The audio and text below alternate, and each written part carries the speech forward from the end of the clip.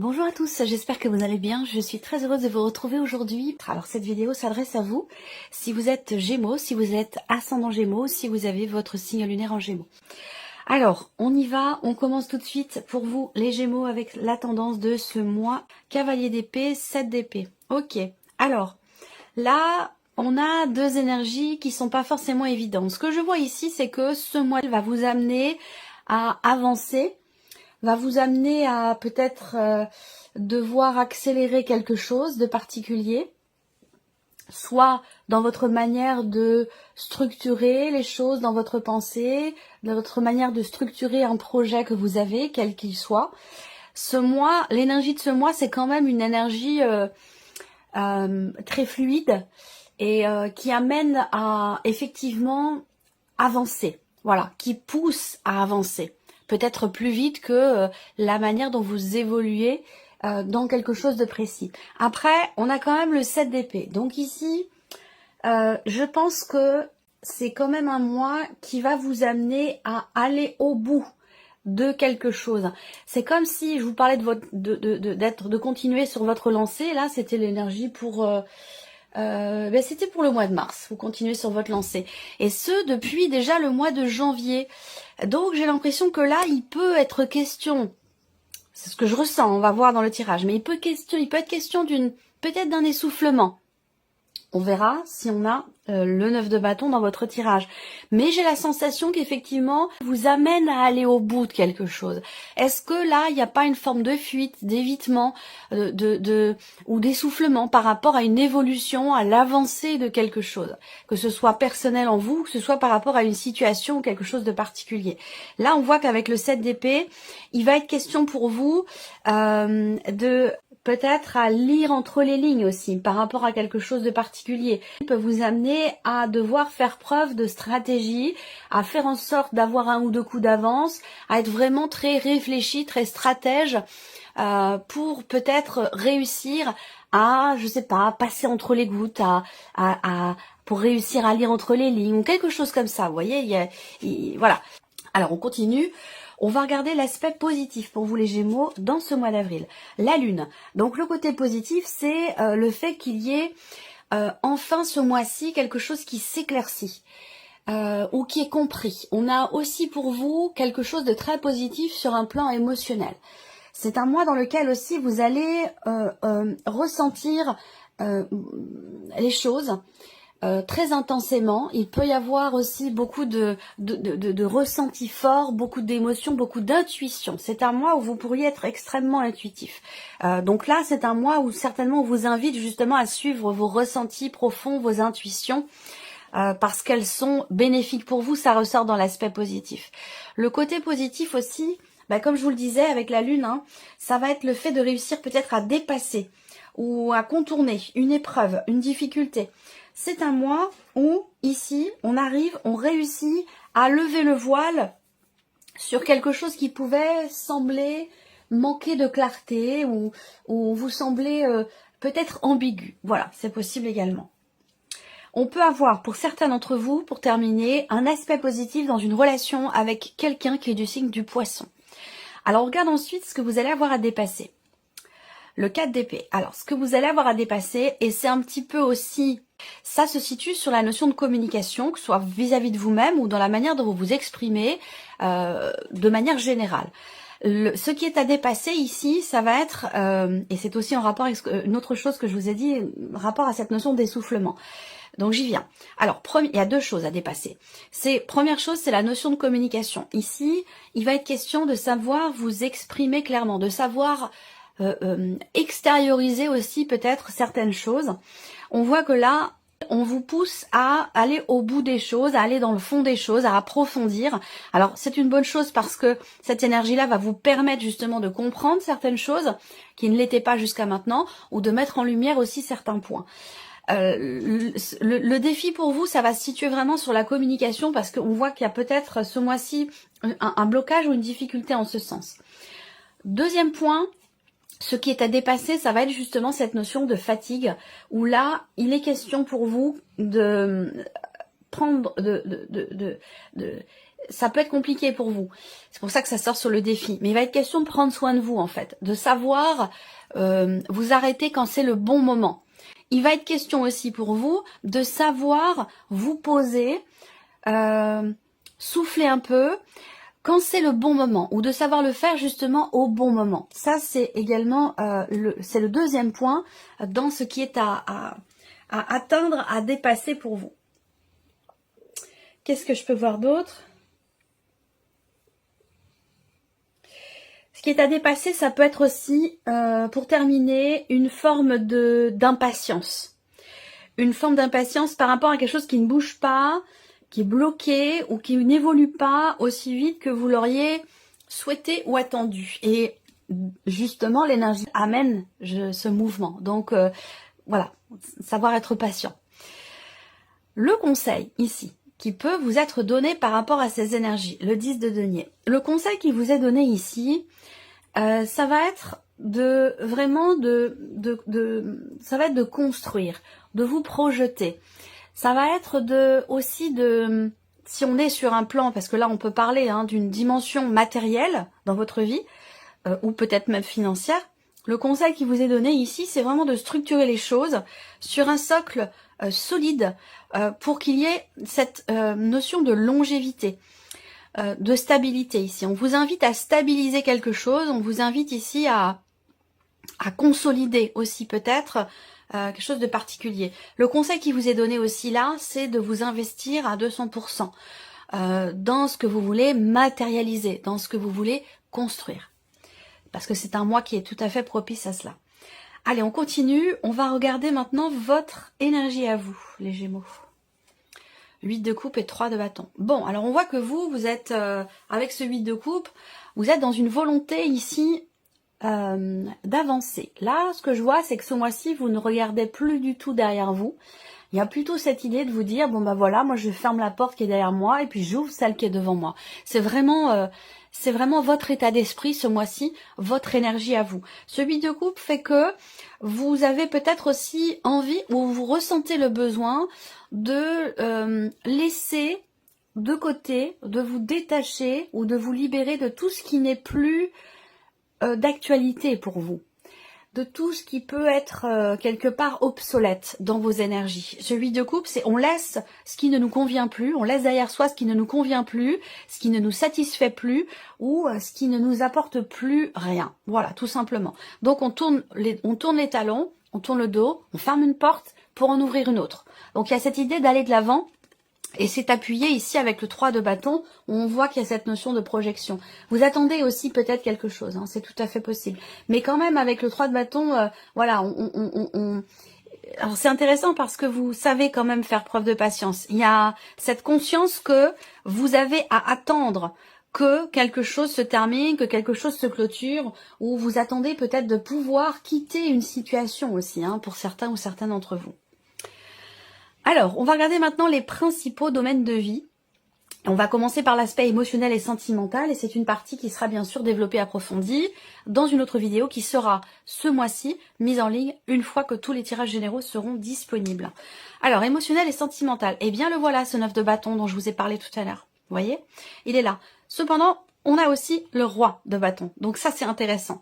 On voit que sur un plan émotionnel ou dans ce que vous vivez dans votre vie sentimentale avec quelqu'un qui est Sagittaire, Lion ou Bélier, il y a de fortes chances que ce soit l'un de ces trois signes-là. Mais bon, c'est pas, comme je le dis toujours, quand je donne des signes astro, c'est vraiment à titre indicatif parce qu'on reste sur une guidance générale, donc ça reste à titre indicatif.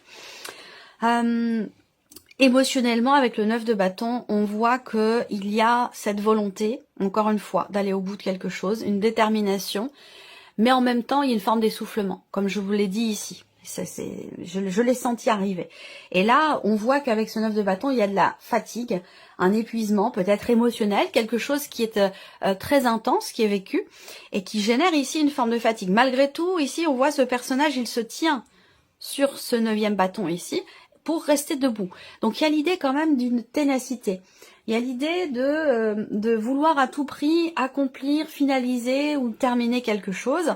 Rapport, comme je vous le disais, dans un relationnel avec quelqu'un qui est peut-être d'un signe de feu, Sagittaire, Lion ou Bélier. En tout cas, le roi de bâton, c'est quand même l'idée d'être en confiance, de se faire confiance, d'avoir confiance, d'être déterminé. C'est une énergie de feu. Et sur roi de bâton, je pense que là, il y a ce côté où c'est pas de l'entêtement. C'est pas de l'entêtement que je vois ici, c'est vraiment de la ténacité, parce que le roi de bâton, c'est quelqu'un qui est sage, c'est quelqu'un qui est dans la compréhension, dans la maîtrise, c'est quelqu'un qui a de l'expérience. Donc il y a ce côté où là on est raisonnable, raisonné, on fait preuve de sagesse, de maturité. Il y a ce côté-là où dans cette détermination, et c'est pour ça que je dis que ce n'est pas de l'entêtement. Voilà, c'est plutôt de la détermination. Alors, on continue. Vie active et professionnelle pour vous les Gémeaux. Le 2 de coupe et l'énergie du diable. Alors ici, soit vous signez quelque chose, soit vous venez de vous engager dans quelque chose, soit vous êtes déjà engagé dans une situation. Quoi qu'il en soit, ici, on a l'idée d'un rapport à deux, d'un relationnel, d'un contrat, d'une association, d'un partenariat, d'un binôme ou simplement ici l'idée d'une interaction avec un ou une collègue de travail. Et on voit que par rapport à ça, avec le diable, il y a cette idée d'être ou de se sentir soumis. C'est-à-dire que là, on se sent obligé de. Il y a cette notion quelque part d'obligation qui fait qu'on se sent un petit peu enchaîné, on se sent un petit peu enfermé, emprisonné dans quelque chose. Et ça a un rapport ici avec une relation. Donc ça peut être dans le cadre professionnel, comme je vous l'ai dit, soit par rapport à un associé, une associée ou un ou une collègue de travail, mais ça peut très bien être aussi dans le cadre d'un engagement, quel qu'il soit, parce qu'on est quand même ici dans une interaction. Et on voit que c'est quelque chose qui est subi d'une certaine mesure, puisqu'ici, avec le diable, il y a une forme de, quelque part, comme je vous le disais, d'obligation. On se sent forcé, on est relié, ou alors on assume. Il y a cette idée d'avoir à assumer une situation. Alors peut-être que vous avez à l'esprit, pour certains d'entre vous, de vous libérer justement de cette relation, de ce binôme, de cette association, ou ce dans quoi vous êtes engagé professionnellement. C'est peut-être ça que vous attendez, c'est de pouvoir vous en libérer et de pouvoir partir, tourner les talons. On regarde ici le plan matériel et financier pour vous les Gémeaux. Alors le pape et le 3 de coupe. Bon, c'est intéressant. Là, on peut être guidé, aiguillé, conseillé, accompagné pour une situation, un dossier, quelque chose de particulier qui a un rapport évidemment avec votre vie matérielle et financière. Et avec ce pape ici, on a ce côté où effectivement on fait appel peut-être à une personne qui connaît le sujet, qui connaît votre dossier, qui gère votre dossier. Moi, ce que je vois, c'est que grâce à cette personne, avec le 3 de coupe, forcément, on a une réjouissance ici. On fête quelque chose. Il peut y avoir un événement particulier ici qui est fêté, rapport à, je sais pas, une pendaison de crémaillère, un déménagement, un achat, et ça peut être par rapport à une personne ou pour une personne qui est très proche de vous et qui est peut-être du signe du Taureau, par exemple. Voilà, on a cette énergie-là. Quoi qu'il en soit, avec le 3 de coupe, il est vraiment question de toute façon de réjouissance, de joie. Cette idée de se dire, ah ben voilà, la situation, je me rends compte, je ressens que la situation va évoluer, avancer ou s'arranger ici. Et ça, c'est pour moi grâce à une aide. Grâce à un soutien, un accompagnement, un aiguillage, ou vraiment quelqu'un, alors ça peut être aussi un organisme, ça peut être administratif, ça peut être un organisme, mais il y a vraiment cette idée d'être éclairé en fait, par quelqu'un ou peut-être aussi par un organisme, c'est possible aussi. Mais ça amène en tout cas à des réjouissances, de la joie et peut-être aussi certainement de bonnes nouvelles. Votre évolution personnelle et ou votre cheminement spirituel ici. Qu'est-ce qu'on a? 7 de denier, as de bâton. C'est intéressant. On voit que là, il y a cette idée alors je ne parlerai pas forcément de remise en question, mais plutôt de constatation. Il y a l'idée de, quelque part, de faire une forme d'état des lieux, si je peux imaginer les choses comme ça. Alors que ce soit dans ce que vous ressentez, dans le cas d'une évolution personnelle, d'une remise en question, pourquoi pas, d'une introspection, ou sur votre cheminement spirituel. Avec le 7 de denier, eh bien, il y a cette idée de s'arrêter, puis d'être plutôt dans un mode observation, Voilà, qu'est-ce que j'ai mis en place, qu'est-ce que j'ai fait, de quelle manière je m'investis dans ce que je veux créer, dans ce que je veux faire, dans ce qui m'anime, dans ce qui me passionne. Voilà, on fait une forme de bilan, une forme de constatation, et il y a vraiment cette idée d'être véritablement dans l'observation, par rapport à ce qu'on désire, par rapport à ce qu'on veut, par rapport à ce qui nous passionne, à ce qu'on veut mettre en place, concernant des projets aussi peut-être que vous avez, que ce soit pour vous-même ou que ce soit par rapport à voilà votre pratique spirituelle ou votre cheminement personnel. Mais en tout cas, voilà, avec le 7 de denier, on s'arrête un petit peu et puis on regarde. On regarde ce qui a été fait, ce qui ne l'a pas été, dans quoi j'ai envie de m'investir, dans quoi je ne veux plus m'investir. Il y a vraiment ce côté où effectivement on fait le point, on fait le bilan. On va recouvrir maintenant les principaux domaines de vie avec le petit Lenormand. Allez, c'est parti, on va commencer par la vie émotionnelle et sentimentale. Gémeaux. Là, on parle de communication. Et moi, je sens cette volonté d'aller au bout des choses, au bout du sujet, d'approfondir quelque chose de particulier que vous voulez vraiment défendre à tout prix. Ça peut être une notion, un principe, une idée, un projet, une volonté aussi peut-être. Ouais, il y a un souhait en fait, il y a une attente. Il y a une attente, un souhait. Bon, cette attente, elle n'est pas forcément contrariée, il n'y a pas de frustration. Mais il y a vraiment cette idée d'espérer. On espère, on attend quelque chose. Alors peut-être que vous attendez que cette personne que vous aimez beaucoup, qui peut être Sagittaire, Lion, Bélier, vous attendez peut-être qu'elle vous réponde, qu'elle vous explique quelque chose, ou qu'elle vous envoie un message tout simplement, qu'elle reprenne le contact, la communication, ou qu'elle comprenne. Peut-être que vous attendez que cette personne comprenne ce que vous voulez véritablement lui faire comprendre ou lui expliquer. Parce qu'on voit qu'il y a une détermination par rapport à ça. Une volonté que ce soit... que quelque chose soit dit, exprimé, ou une volonté de véritablement faire comprendre ce que vous avez dans les tripes, ce que vous avez au fond de vous. Voilà. On passe à la vie active et professionnelle pour vous les Gémeaux. Alors là, oui, on peut parler de voilà d'un binôme, d'une association. Encore une fois, il y a une personne là qui est très proche de vous dans la sphère professionnelle ou dans les démarches que vous entreprenez. Cette personne est très présente. Voilà. Il y a une problématique ici, ou quelque chose qui bloque, qui est problématique pour vous. Rapport à ce que vous voulez peut-être arrêter. Il y a une notion d'arrêt, l'idée de vouloir arrêter, finaliser, terminer quelque chose ou passer à autre chose. Et on voit que avec le mont, là, il y a quelque chose qui bloque, qui est problématique. Là, bon, il y a quand même cette idée de... J'ai une énergie plutôt féminine ici, 9-10. 3, 6, c'est de 8. Ouais, elle travaille. Il y a un problème relationnel, là, j'ai l'impression. Alors, soit parce que ici, il y a cette idée d'être obligé de faire bonne figure par rapport à quelqu'un dans la sphère professionnelle ou vis-à-vis de quelqu'un qui vous accompagne dans un dossier, dans une démarche.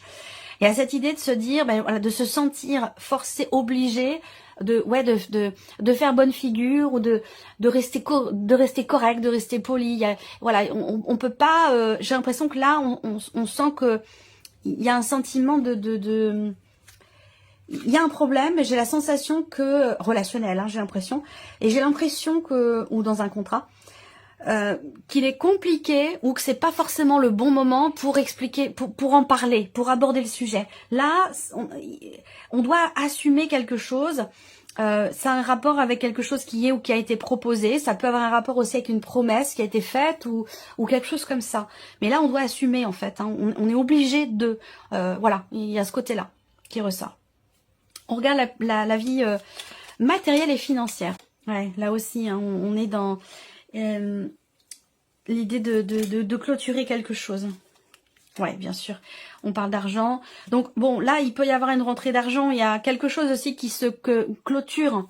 Une situation, un compte en banque, un dossier. On a l'idée effectivement d'un arrêt, d'une fin de situation ou d'une clôture de situation, de dossier aussi. Ça peut être un dossier qui se finalise, qui se clôture et qui vous amène ici une bonne nouvelle rapport à une somme d'argent. On peut me parler aussi là d'une rentrée d'argent particulière. Je parle pas de vos revenus réguliers, de vos rentrées d'argent régulières.